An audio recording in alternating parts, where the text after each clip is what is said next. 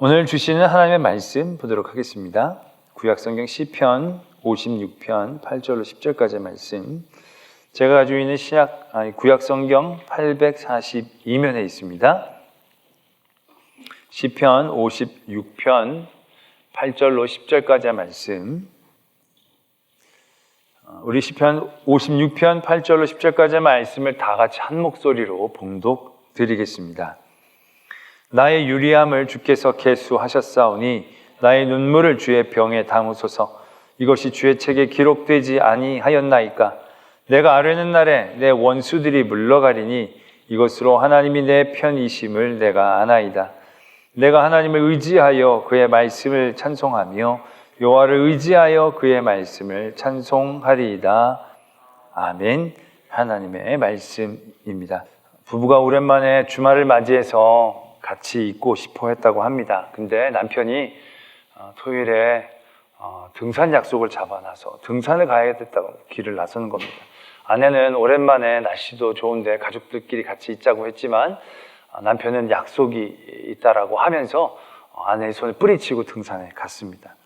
참 그런 용기 있는 남편 쉽지 않은데 그렇게 갔습니다. 그날은 장마철이었는데 그날만큼은 일기가 좋다라는 예보가 있었다고 합니다. 근데 그날 저녁에 남편이 들어오는데 비를 홀딱 맞고 들어온 겁니다. 아내가 의기양양해서 얘기합니다. 하나님은 내 편이야 이제 라고 얘기를 합니다. 그러한 자신의 얘기를 적은 글을 보았습니다. 하나님은 내 편이시다라는 얘기 참 듣기 좋은 이야기입니다. 또 우리들의 큰 힘과 위로가 되는 그러한 고백이죠. 그러나 그 하나님이 내 편이라는 고백, 우리는 지금 방금 말씀드렸던 이런 일화와 같은 그런 상황에서 우리는 잘 사용합니다. 남편은 놀러 나갔고 나는 못 나갔는데 자기 뜻대로 했었으면 훨씬 좋았을 뻔했는데 내 말 안 들었더니 곧바로 쌤통이다 얘기하면서 하나님은 내 편을 들어주신다. 우리는 그렇게 하나님의 내 편을 들어주시는 상황들을 이해합니다. 물론 그러한 상황들, 하나님이 내 편이 되어주신 상황이면 틀림이 없습니다. 시편 124편에서도 이스라엘은 이제 말하기를 여호와께서 우리의 편이 계시지 않았더라면 우리가 어떻게 하였으랴. 사람들이 우리를 치려고 그들이 우리 노려움으로 우리를 맹렬했을 때 우리는 끝났을 거다. 근데 사냥꾼의 올무에서 벗어난 새와 같이 하나님이 올무를 끊어주시고 우리를 도와주셔서 내가 손해를 보지 않고 내가 해를 당하지 않고 내가 이겼을 때 하나님은 내 편이 되신다. 우리는 그렇게 고백하게 됩니다. 우리 대부분의 하나님이 내 편이시다라고 생각했을 때 고백의 상황들, 또 우리들의 생각들, 그려내는 그림들은 다분히 그러한 일들일 것입니다. 하나님이 내 편이 되어주셔서 나로 들어주시고 나로 이기게 하시고 벗어나게 해주시고. 근데 오늘 우리가 읽은 시편 56편의 말씀, 오늘 우리가 읽었듯이 9절에서 내가 아뢰는 날에 원수들이 물러가리니 이것으로 하나님이 내 편이심을 내가 아나이다. 하나님이 내 편이심을 안다라는 고백이 있습니다. 근데 시편 56편은 우리가 그동안에 그려낼 수 있었던 그런 하나님이 내 편이시다라는 상황과는 너무나도 거리가 먼 상황임을 우리는 어렵지 않게 발견할 수 있습니다. 왜냐하면 56편에 이러한 부제가 적혀져 있기 때문에 그렇습니다. 어떤 부제가 적혀 있느냐면 다윗이 가드에서 블레셋인에게 잡힌 때에 라는 제목이 적혀져 있는 그러한 상황입니다. 그러한 때에 이러한 찬양으로 하나님 앞에 영광을 돌렸다라는 것입니다. 이때 상황을 우리가 좀 더 여러분들 잘 아시겠지만 좀 더 우리가 감정을 이입하면서 살펴보자고 한다면 사무엘상 21장에 나와 있는 사건이죠. 다윗이 이제 처음으로 사울이 자기를 죽이려는 확실한 뜻을 요나단으로부터 듣게 됩니다. 그래서 도망치게 되죠. 도망치는데 너무 막막한 겁니다. 이거 그 나라의 왕이 자기를 죽이려고 하니까 어디로 피할 수 있습니까? 지금 누가 다윗을 도와주려고 하겠습니까? 그래서 말씀은 이렇게 적고 있죠. 다윗이 사울을 두려워해서 블레셋으로 도망가게 됩니다. 다윗은 간단하게 이렇게 생각했죠. 그때 블레셋과 이스라엘이 전쟁 중이었으니까 장군이 블레셋으로 투항한다는 것은 대단히 블레셋으로선 좋은, 그래서 아주 기쁘게 자기를 숨겨줄 수 있을 것 같은, 망명자를 잘 보여줄 수 있을 것 같은 그런 상황으로 다윗이 이해를 했던 거죠. 그래서 사울의 대적인 블레셋으로 도망치게 된 겁니다. 그런데 다윗이 예상했던 것과는 다른 상황이 이루어지게 됩니다. 사무엘상에서도 적혀져 있지만 다윗이 어떤 사람입니까? 그때 그 말씀에 보면 블레셋 사람도 그런 노래를 알았다는 겁니다. 어떤 노래냐면 사울이 죽인 사람은 천천히고 다윗이 죽인 사람은 만만이다. 이건 이스라엘만 불렀던 노래가 아니라 블레셋 사람들도 익히 알고 있었던 노래. 이건 단순한 노래의 문제가 아니죠. 왜냐하면 다윗이 죽인 사람이 만만이라고 했을 때 그 죽임을 당한 사람의 가족이 거기에 있는 거고 그들의 친구, 전우, 그들의 모든 관계된 사람들이 이미 거기에서 버젓이 살고 있다는 얘기죠. 그 전쟁에서 활약한 다윗이 바로 직전, 지금 다윗이 어떠한 상황 가운데 놓여 있는지에 대한 소식이 블레셋으로 넘어오기도 전에 다윗이 넘어간 것이니까 블레셋 사람들은 충분히 의심하고 분노할 수밖에 없는 상황이 되어지는 거죠. 다윗을 놓고 의견이 분분해집니다. 그러나 대부분의 신하는 왕에게 얘기하죠. 이거 죽여야 됩니다. 이거는 살려둬서는 안 됩니다. 다윗을 향한 적개심이 얼마나 그들에게 컸겠습니까? 그때 사무엘상의 말씀은 다윗이 그때 기지를 발휘하죠. 그래서 미친 척을 하죠. 막 침을 흘리고 막 문을 벅벅 긁으면서 이제 기지를 발휘하죠. 그때 왕이 우리나라에 미친 사람이 부족해서 이런 사람까지 받아들이냐고 쫓아내서 무사히 도망치게 된 것처럼 되어져 있지만 그렇게 그 순간은 짧지 않았을 거라고 다들 예상을 합니다. 분명히 오늘 말씀처럼 다윗이 어느 정도 구류 내진 감금 상태에서 사람들의 의견들이 오고 갔던 그런 상황이 충분히 펼쳐질 만하죠. 그런 상황에 이제 다윗이 놓여져 있는 겁니다. 어떻게 보면 다윗의 인생 중에서 가장 큰 어려움, 가장 큰 괴로움 가운데에 처한 그런 자리일 것입니다.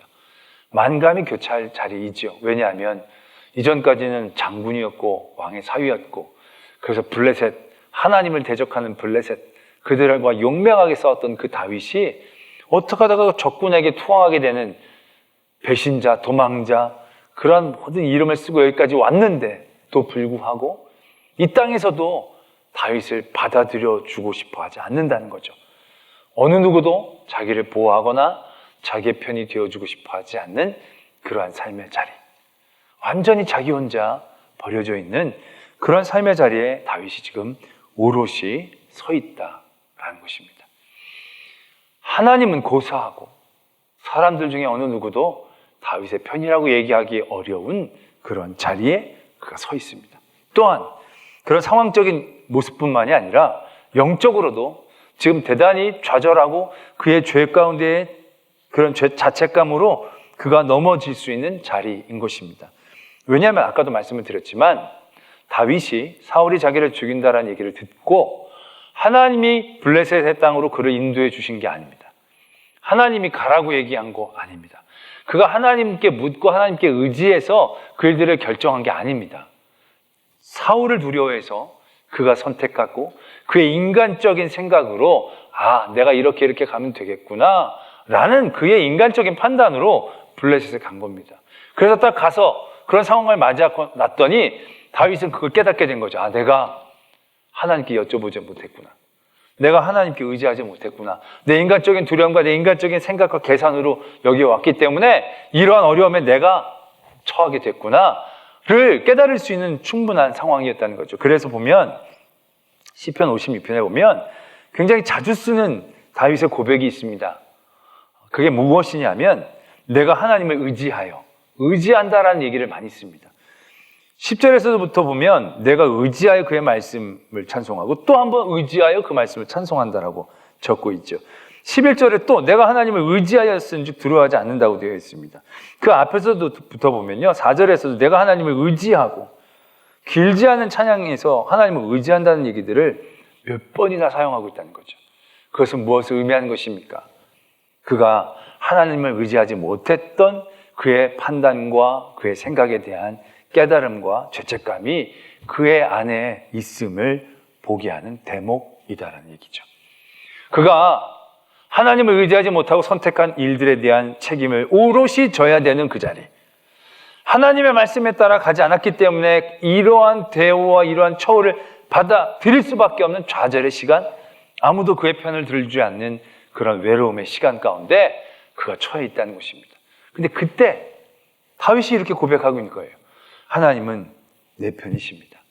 물론 9절의 말씀이 내가 하나님을 아뢰는 날에 내 원수들이 물러가리니 이것으로 하나님이 내 편이심을 내가 아나이다. 마치 원수가 물러가는 것을 조건으로 하나님이 내 편이심을 알게 된다는 것처럼 우리가 받아들일 수도 있지만 이거는 그런 말씀이 아니라요. 이미 하나님이 내 편이심을 내가 신뢰하기 때문에 내가 하나님께 아뢰을 때 원수들이 물러갈 것입니다. 라고 이해되어져야 하는 대목이라는 얘기죠. 다윗은 그러한 절망, 어떻게 보면 사울에게서도 블레셋에게서도 그의 도움의 손길은 아무것도 없죠. 우리가 아까 전에도 살펴보았지만 하나님이 내 편이시다라고 얘기하는 그런 상황들 대부분은 내 일들이 바란 대로 됐거나 누구를 이겼거나 내가 무엇을 얻었거나 그런 상황에서 하나님은 내 편이시다라고 얘기할 수 있는 것 아니겠습니까? 근데 지금 시편 56편에서 다윗이 하나님이 내 편이심을 알기 때문에 내가 기도할 때 이 원수들이 물러갈 것입니다 라고 고백하기는 쉽지 않은 그런 고백한다는 것 자체가 너무 어려운 상황이다라는 것을 오늘 우리가 발견하게 됩니다. 그렇다면 다윗은 어떻게 하나님이 자신의 편임을 알 수 있었을까? 더 정확히 하나님은 왜 다윗의 편에 서 주셨는가? 다윗이 어떻게 했길래, 어떠한 모습을 갖고 있었길래 하나님은 다윗의 편에 서 주셨고 다윗이 하나님이 내 편이심을 고백할 수 있었는가를 오늘 우리가 바라보게 되어진다는 것이죠. 그러면서 우리는 다시 한번 생각해 봅니다. 우리가 하나님이 내 편이시다라고 얘기했을 때 하나님이 내 편이 되어주시는 그런 결과 말고 우리가 그 과정을 통해서 얻게 되어지는 하나님이 내 편이 되실 수 있는 우리 안에 어떤 방법과 노하우가 무엇이 있습니까? 우리는 대부분 하나님이 의로운 자들의 편에 서신다라고 생각합니다. 그건 내가 저 사람보다 착하기 때문에 내가 의롭다. 그래서 하나님은 내 편을 들어주시는 거예요. 그러니까 내 편을 들어주셔서 일이 잘 되면 나는 선하고 의로운 하나님이 내 편이 되어주신 사람처럼 우리가 인식하게 되는 것입니다. 아까 아내와 남편의 이야기도 마찬가지예요. 남편이 비를 쫄딱 맞았어요. 그래서 하나님은 내가 바란 대로 내 원한 대로 들어주신 거예요. 그것은 하나님이 내 편이 되어주신다는 생각과 함께 남편은 잘못했다는 것을 생각하게 하는 거죠. 나는 남편보다 괜찮은 것처럼 우리가 인식하게 되어집니다. 그런데 여러분, 하나님은 어떤 자의 편에 서시는 것입니까? 하나님은 의로운 자의 편에 서십니까? 하나님은 조금 더 착한 자의 편을 들어주시는 것입니까?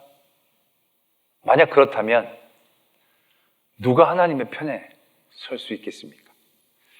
의로운 자만을 하나님께서 편들어 주시기 위해 이 땅에 오셨다면 누가 과연 살아남을 수 있겠습니까?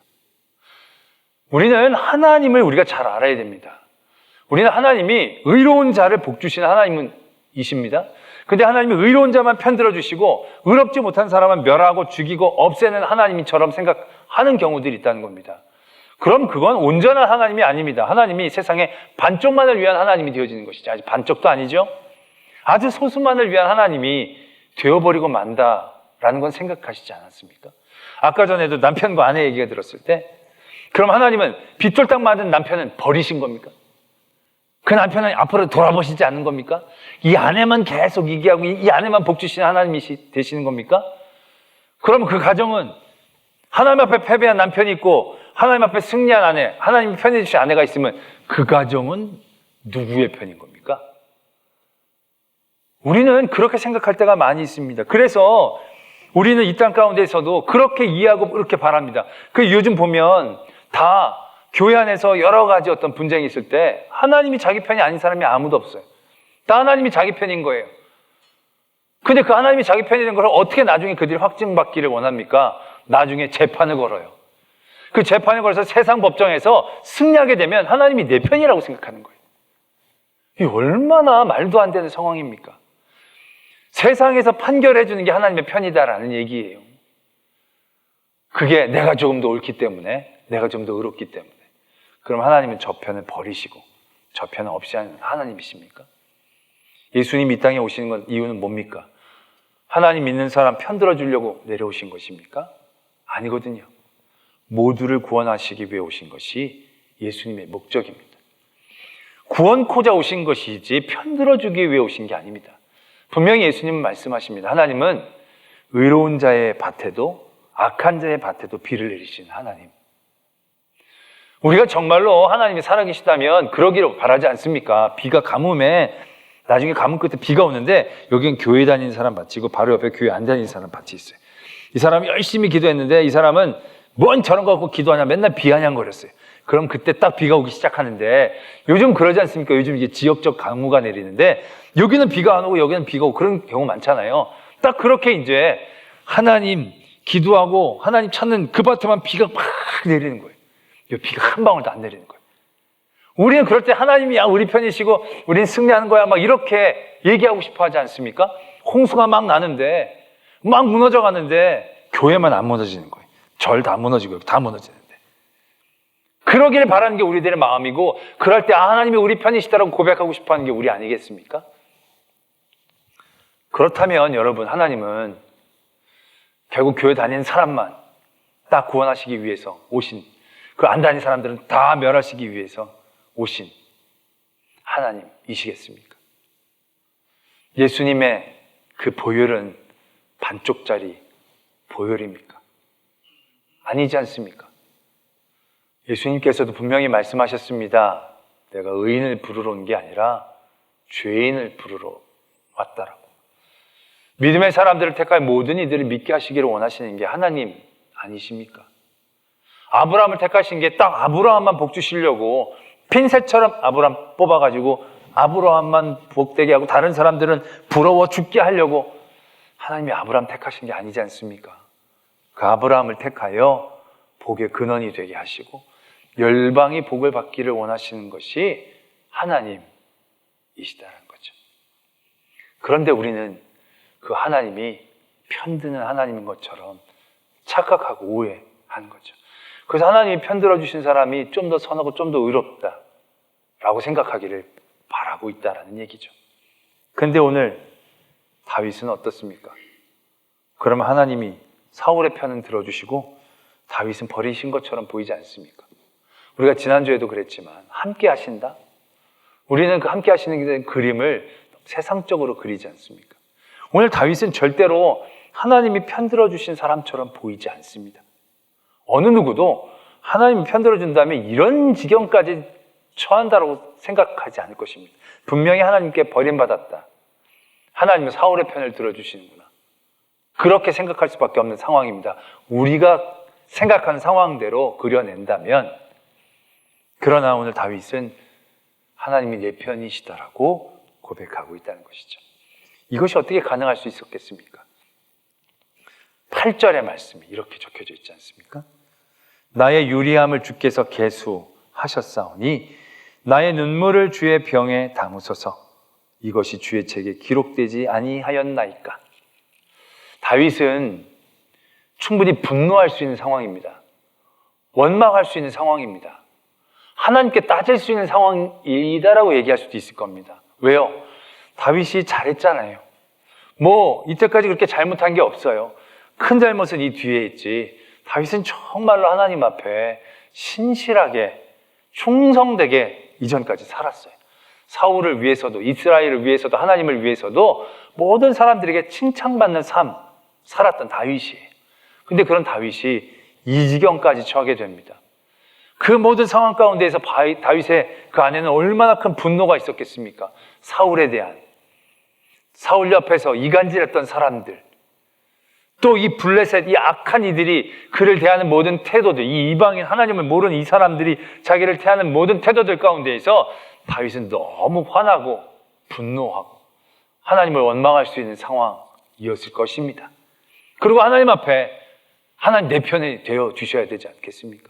이 사람들이 나를 잡고 치고 억누르고 압제하고 넘어뜨리려고 하는데 가만히 계시지 않으셔야 되지 않습니까? 이렇게 얘기할 수 있는 상황입니다. 근데 그때 다윗은 어떻게 합니까? 분노하지 않습니다. 다윗은 하나님 앞에 웁니다. 그리고 하나님 앞에 이렇게 고백하지 않습니까? 분노를 하나님의 몫으로 넘깁니다. 7절에 그들이 악을 행하고 왜 안전하오리까? 하나님이여 분노하사 뭇백성을 낮추소서. 분노를 자기의 몫으로 두지 않고 하나님의 몫으로 넘깁니다. 그리고 자기는 하나님 앞에 웁니다.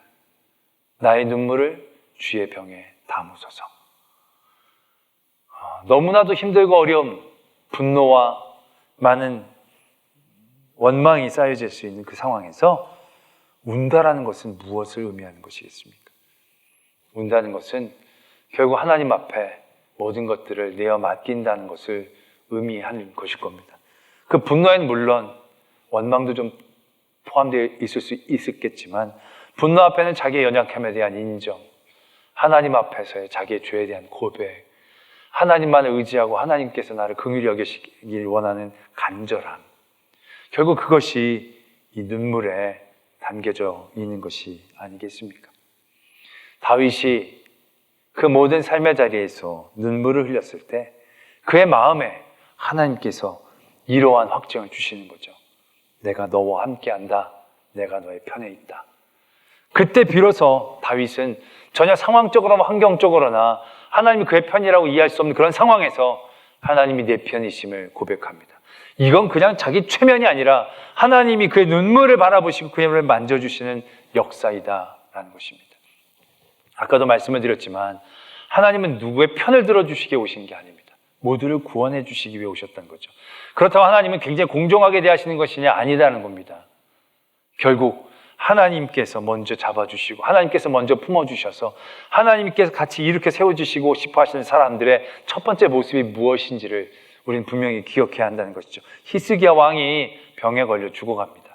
정리하라고 선지자를 통해 하나님이 말씀하십니다. 히스기야가 하나님 앞에 막 기도합니다. 히스기야가 굉장히 선한 왕이거든요. 종교개혁, 히스기야의 종교개혁은 탁월했습니다. 또 아수르라는 큰 나라의 공격 가운데서도 이겨낼 수 있는 그런 하나님의 큰 은혜를 입었던 사람이기도 하죠. 그런데 히스기야가 하나님 앞에 살려달라고 기도합니다. 그래서 하나님이 응답을 해주시죠. 그때 하나님께서 히스기야에게 이렇게 얘기하십니다. 내가 너의 기도와 너의 눈물을 보았다. 히스기야가 그 전에 굉장히 많은 업적이 있었어요. 그런데 하나님이 그의 의를, 그의 선을 보신 게 아니라 그의 간절함과 그의 눈물을 하나님은 보셨다 얘기합니다. 누가복음에 보면 예수님께 다가온 한 여인이 향유를 붓고 발을 닦습니다. 사람들이 그 여인을 비난합니다. 왜? 그 여인은 죄가 많은 여인이거든요. 사람들이 속으로 예수님 선지자가 어떻게 저런 죄 많은 여인이 다가와서 저렇게 만지게 하고 저렇게 향유를 뿌리게 하느냐. 그때 예수님이 얘기하시죠. 그 눈물로 예수님의 발을 닦은 그 여인의 일들이 사람들에게 기억될 것이다. 예수님은 그 여인의 편을 들어주십니다. 그 여인은 거기 있는 사람보다 의롭지 않습니다. 그 여인은 그 자리에 있는 사람 중에 가장 죄입니다. 가장 추악하고 가장 더러운 사람일 것입니다. 그런데 예수님은 그 여인의 편을 들어주십니다. 왜 그렇습니까? 눈물로 주님 앞에 나왔거든요. 눈물로 주의 발을 씻고 닦고 섰기 때문에 예수님은 그 여인의 편을 들어주고 계신다라는 사실들을 우리들이 분명히 기억해 내야 한다라는 것입니다. 오늘 이 다윗이 전혀 하나님의 편인 것 같지 않은 삶의 자리에서 하나님이 내 편이심을 알았던, 하나님이 내 편이 되어주시는 그 길이 무엇인지를 오늘 우리는 보게 되어진다는 것이죠. 아까도 말씀을 드렸습니다. 우리가 하나님이 내 편이기를 원하는 그 상황들이 갖고 있는 독소적인 상황들이 있습니다. 그게 바로 뭐냐면 남의 편이 있다는 얘기죠. 하나님이 내 편이 되기를 원한다는 것은 내 원수가 있는 상황을 분명히 의미하는 것일 겁니다. 원수가 없다면 하나님이 내 편일 필요가 없는 거죠.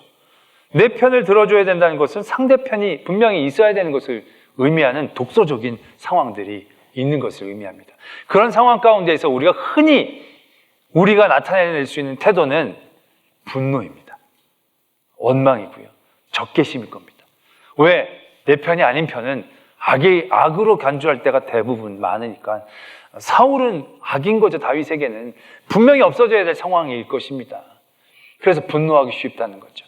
그런데 그런 분노와 시기의 자리들에서 우린 분명히 깨어 있어야 한다는 것입니다. 신명기 32장 21절에 보면 이런 말씀이 있습니다. 그들이 하나님이 아닌 것으로 내 질투를 일으키며 허무한 것으로 내 진노를 일으켰으니 나도 백성이 아닌 자로 그들에게 시기가 나게 하며 어리석은 민족으로 그들의 분노를 일으키리로다.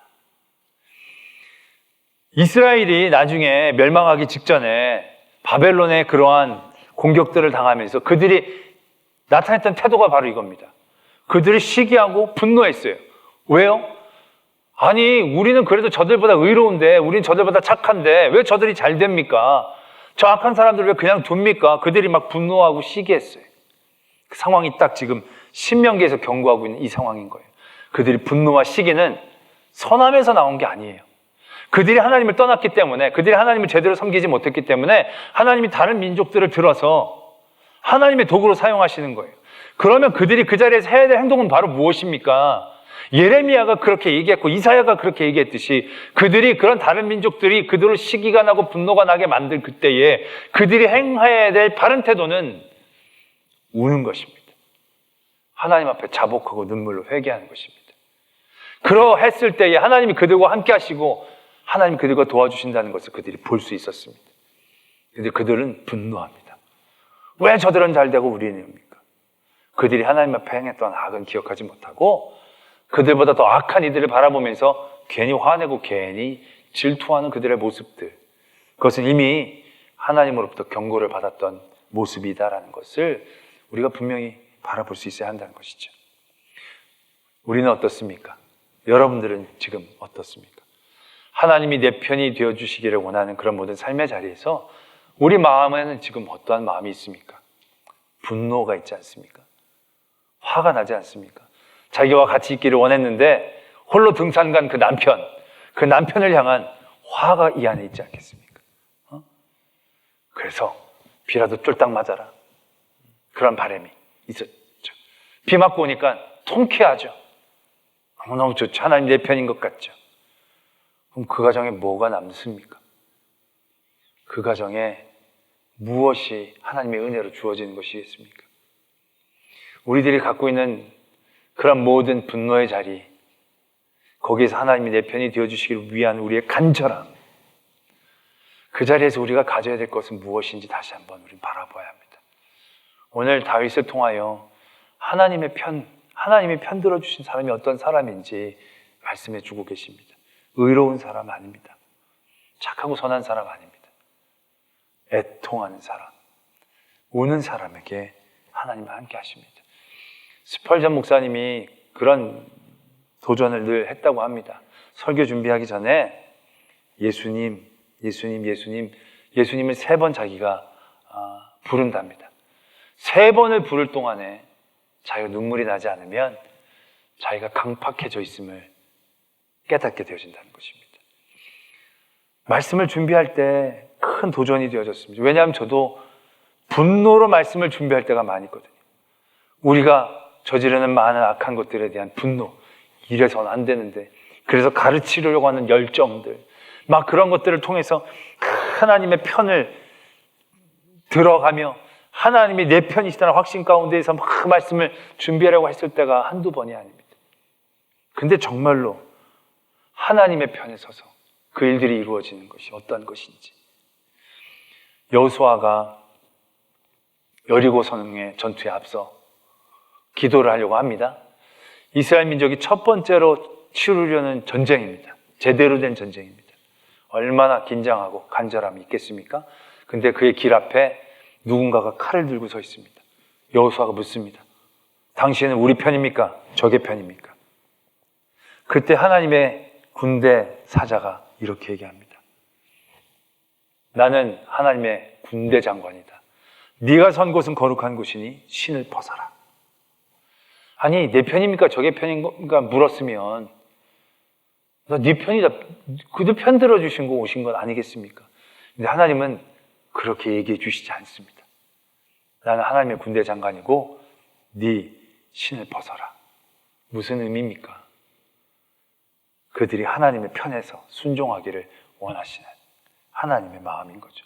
하나님은 모두를 사랑하시는 하나님, 하나님은 가나안 백성들, 그들을 이스라엘 민족을 위해 통하여 징계하시고 돌아오시기를 원하시는 그 하나님, 누구만을 편들고 누구만을 버리는 그런 하나님이 아니라 하나님 앞에 신을 벗고 애통하며 눈물을 흘리는 자들을 도우시고 그들을 사용하셔서 모두를 구원코자 하시는 하나님이시다라는 것을 우리는 분명히 깨달아야 한다는 것입니다. 하나님 앞에서 운다는 것은 무엇입니까? 우리가 분노하면 하나님이 보여지지 않죠. 우리가 분노하면 사울만 보입니다. 블레셋 사람들만 보입니다. 그들이 어떻게 되나만 우리는 바라보게 될 것입니다. 그러나 그 자리에서 울면 우리가 하나님을 바라보게 되죠. 울면 하나님밖에 의지할 분이 없다라는 것을 깨닫게 되죠.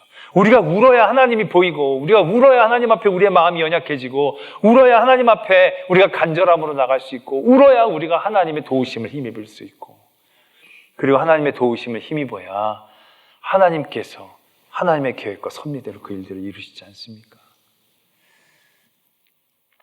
지금 네 편, 내 편이 많은 이 시대, 이 땅에는 너무나 많은 원망과 분노가 있다는 생각들을 하게 됩니다. 옳음을 얘기하며 다 자기의 옳음에 하나님이 편이다라고 얘기하지만 과연 하나님의 진정한 편은 어떠한 사람인가를 오늘 우리는 다시 한번 바라보게 됩니다.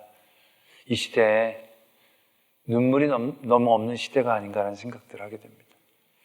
신문을 바라보면 화나고, 뉴스를 바라보면 화나고, 사람들의 얘기를 들으면 화나지, 신문을 보면서 울고, 뉴스를 보면서 울고, 사람들의 얘기를 들으면서 울고, 누가 잘했나 잘못했나를 우는 게 아니라 그들의 연약함에 같이 울어주고, 그들의 완악함에 안타까워하고, 그러한 일들이 결국 하나님의 역사가 일어나고 하나님이 우리의 편이 되어주시는 그러한 선한 하나님의 일들이 이루어지는 시작이 되어지지 않는가라는 생각들을 다시 한번 해보게 되어집니다.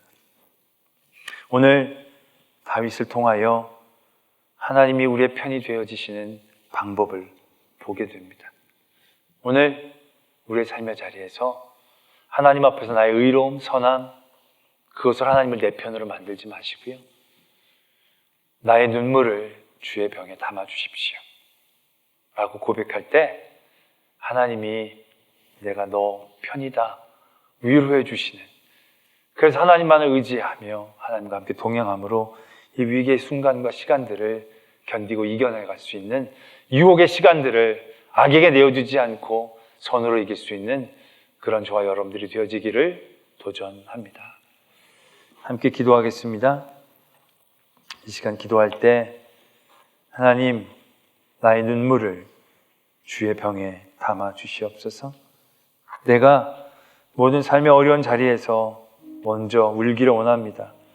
너무 억울해하며 분노하고 화내는 것이 아니라 그런 가운데 연약한 처지에 있는 나를 하나님 앞에 내어놓는 눈물, 그 악한 이들을 용서하지 못한 나는 연약함에 대한 눈물, 이런 자리에 오기까지 하나님의 뜻이 아닌 내 뜻대로, 내 선택대로, 내 오름대로 왔던 나의 완악함에 대한 깨달음의 눈물들, 결국 그런 눈물들을 통하여 하나님이 내 편이 되어주시고 나의 위로자가 되어주시고 나를 보호해주시고 변호해주시는 은혜를 누리는 성도가 되기를 원합니다. 이 시간 하나님 앞에 눈물을 고백하는 기도를 드리도록 하겠습니다.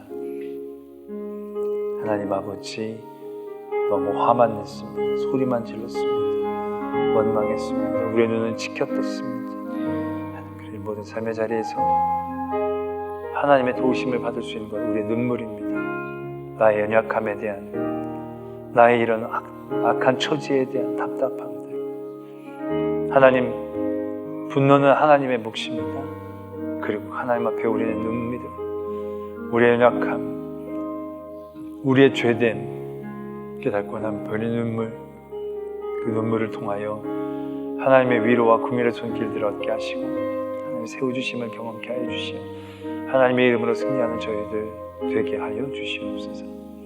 하나님 아버지, 세상의 오름, 그것이 하나님의 편을 의미하는 것이 아님을 깨닫게 하시고 하나님의 마음으로 오는 눈물이 하나님의 편임을 알게 하여 주시옵소서. 하나님 아버지, 기도합니다. 우리의 의로움, 선함이 아닌 눈물을 하나님의 병에 담으시고 하나님의 마음에 기억하시고, 그래서 긍휼히 여겨주시고 우리를 보호해 주시고 또 구원해 주시는 그 은혜 누리게 하여 주시옵소서. 믿사오며 예수 그리스도의 이름으로 기도드립니다. 아멘.